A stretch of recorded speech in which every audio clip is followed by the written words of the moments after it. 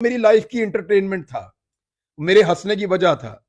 مجھے اپنے آپ کو سنبھالنا اور ایک پازیٹیو ایٹیچیوڈ کے ساتھ رہنا عدالت میں یا لوگوں کے سامنے، کیمراز کے سامنے میرے لیے مشکل تھا، لیکن میں ٹوٹا ہوا دکھنا نہیں چاہتا تھا. جب ہمارا کسائی بھی غائب ہو جاتا تھا نا تو پہلا فون ہم عدنان کو کرتے ہیں. عدنان دیکھیں یار کسائی بھاگ گیا. اب گرفتار جو ہو گیا بندہ تو بس ٹھیک ہے، پھر دیکھی جائے گی. اب یہ اللہ تعالیٰ دیتا ہے آپ کو ہمت بھی، استقامت بھی اور صبر بھی. مجھے چوٹ لگے مجھے درد ہوتا ہے، مجھے دکھ ملے میری آنکھوں میں آنسو آتے ہیں.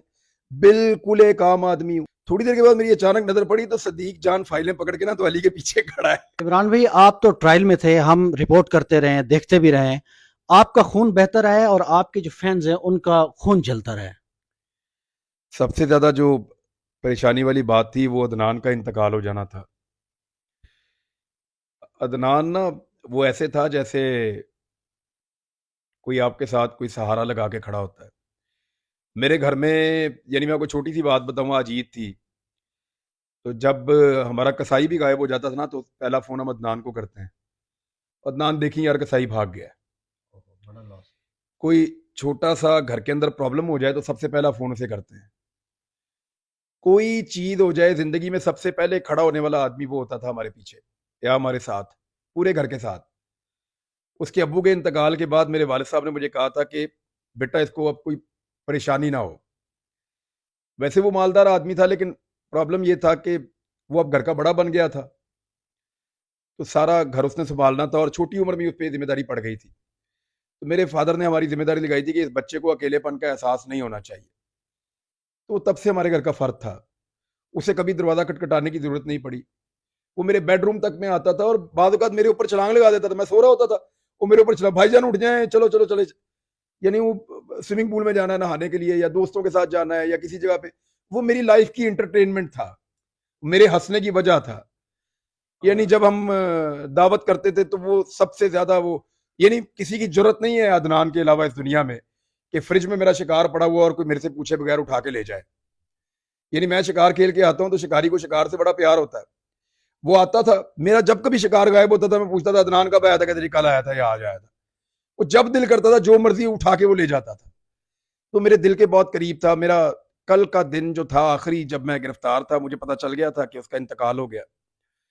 اب اس کے انتقال کے بعد مجھے اپنے آپ کو سنبھالنا اور ایک پازیٹیو ایٹیچیوڈ کے ساتھ رہنا عدالت میں یا لوگوں کے سامنے، کیمراز کے سامنے میرے لیے مشکل تھا، لیکن میں ٹوٹا ہوا دکھنا نہیں چاہتا تھا تو یہ مشکل تھا.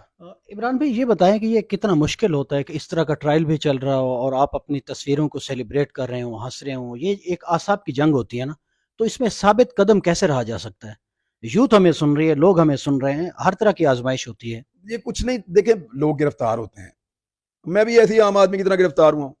لوگوں کے اوپر جس طرح کی چیزیں ہوتی ہیں میرے پاس بھی ویسی ہوئی ہیں، جیسے لوگوں کو لاک اپ میں رکھتے ہیں مجھے بھی ویسے ہی رکھا ہے. بلکہ کچھ چیزیں ہیں میں بتاؤں گا بعد میں، لیکن یہ ٹرائل کے بارے میں تو میں بات نہیں کروں گا کیونکہ عدالت نے مجھے منع کیا ہے. لیکن وہ ایسے ہی ہوتا ہے، جیسے باقی لوگ گرفتار ہوئے ویسے ہی میں گرفتار ہوں. اب دو طریقے ہیں، یا تو رونا پٹنا شروع کر دو یا پھر اس کو فیس کرو، یا آپ اس کو فیس کر لیں. اب گرفتار جو ہو گیا بندہ تو بس ٹھیک ہے، پھر دیکھی جائے گی. اب میں جو پازیٹیو ایٹیچیوڈ ہو سکتا تھا تو وہ اسی کے ساتھ میں گیا اور الحمدللہ اللہ تعالیٰ نے جو ہے وہ مہربانی کی. یہ اللہ تعالیٰ دیتا ہے آپ کو ہمت بھی، استقامت بھی اور صبر بھی. یہ ساری چیزیں اللہ تعالیٰ کی طرف سے ہوتی ہیں. انسان کچھ نہیں کر سکتا. میں یہاں بیٹھ کے آپ کو کہوں کہ میں یہ ہوں، وہ کچھ بھی نہیں ہوں. مجھے چوٹ لگے مجھے درد ہوتا ہے، مجھے دکھ ملے میری آنکھوں میں آنسو آتے ہیں. بالکل ایک عام آدمی ہوں، بالکل ایک عام آدمی ہوں. میں کوئی خاص کام نہیں کر کے آیا، نہ میں کوئی خاص آدمی ہوں. جو سب کچھ ہے وہ اللہ کی طرف سے ہے. اللہ رب العزت کے ہاتھ میں آپ کا رزق ہے، آپ کی عزت ہے اور آپ کی اولاد ہے. آپ کی ہر چیز جو ہے وہ زندگی آپ کی سب سے پہلے، ہر چیز اللہ تعالیٰ کے ہاتھ میں. تو ہم بلا وجہ اپنی پلاننگ کر رہے ہوتے ہیں، وہ نہیں. اچھا عمران بھائی، یہ بتائیں جب آپ پنجاب کی حدود میں داخل ہوئے تھے کے پی سے، تو کیا آئیڈیا تھا کہ گرفتاری ہو سکتی ہے؟ ہاں مجھے پتا تھا، میرے ڈرائیور کو بھی پتا تھا، مجھے پتا تھا کہ اریسٹ کر لیں گے آج، اور تھوڑی دیر پہلے ایک میسج بھی آ گیا تھا. اچھا عمران بھائی، دو چیزیں بڑی زبردست ہوئی آپ کے کیس میں جو میں نے آبزرو کیا ہے. ایک مورچہ تھا کورٹ کچہری میں قانون کا، وہ میاں علی اشفاق صاحب نے بہت خوبصورتی سے سنبھالا. اور ایک تھا رائے عامہ کے میدان میں، وہ صدیق جان صاحب نے پورے پاکستان کو جگا کے رکھا. تو یہ کیسی فیلنگ ہے ایسے لوگوں کا پیچھے کھڑے ہونا؟ صدیق کا میں آپ کو بتاتا ہوں. صدیق ایک دن میں عدالت میں کھڑا تھا تو उन्होंने वहाँ कर्फ्यू लगा दिया चकवाल में, वो आसपास के सारे इलाके बंद कर दिए, ना कोई वकील अदालत में, ना कोई सहाफ़ी अदालत में, ना कोई पब्लिक, सब बंद कर दिया उन्होंने। तो मैंने कहा आज तो रिपोर्ट भी नहीं करने देंगे ये। तो अली को आना था क्योंकि उसने केस लड़ना था। अली अंदर आया, उसने कहा जी मेरा स्टाफ बाहर है और मेरी फाइलें बाहर है, जब तक वो नहीं आती मैं केस नहीं लड़ सकता, तो आप आने दें। थोड़ी देर के बाद मेरी अचानक नजर पड़ी तो सदीक जान फाइलें पकड़ के ना तो अली के पीछे खड़ा है।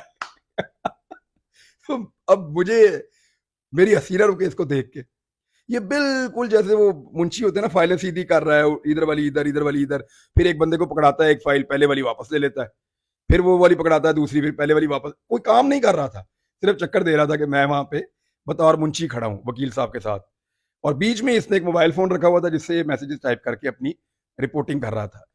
तो सदीक जान को देखकर मुझे उस दिन बड़ी हंसी भी आई, मुझे प्यार भी बढ़ा है, यानी कोई जैसे भाइयों की तरह साथ खड़ा हो जाता है आकर। अली का तो शुक्रिया मैं कभी नहीं अदा करूंगा, बनता भी नहीं है और ना कभी करूंगा, क्योंकि उसने सारी जिंदगी यही करना है मेरे लिए, और ये उसकी मेरी कमिटमेंट है आपस की, और ना कभी मैं उसका शुक्रिया अदा करूंगा ना कभी वो करता है। तो सिद्दीक जान का तो ये है कि मेरे लिए बिल्कुल भाइयों की तरह वो खड़ा रहा, और बड़ा उसने हिम्मत दिखाई, और आउट ऑफ द वे जाके हर जगह पे, तो अल्लाह ताला उसको सलामत रखे, इज्जत दे। आमीन, आमीन। अच्छा, बस आपसे आखिरी सवाल है कि इस वक्त जो नैरेटिव चल रहा है हुकूमत मुखालिफ, पीटीआई के जो चेयरमैन हैं इमरान खान साहब, उनके बाद उस सफ में जो नुमाया नाम है इस वक्त वो आप हैं, इमरान रियाज खान साहब। ओवरसीज़ पाकिस्तानीज आपसे मोहब्बत करते हैं, पाकिस्तान में जो लोग हैं वो आपसे बड़ी मोहब्बत करते हैं। तो जब आप इस पीक पे चले गए हैं तो आपकी जान को भी खुदा न खास्ता कोई ख़तरा हो सकता है, तो आप थोड़ा सा एहतियात भी करें। तो कुछ ऐसा है, कोई जहन में कोई ऐसे कोई खदशात हैं? ज़ाहिर है आप भी स्मेल तो कर रहे होंगे। पता नहीं, अल्लाह रब्बुल इज़्ज़त सबसे बड़ा मुहाफ़िज़ है।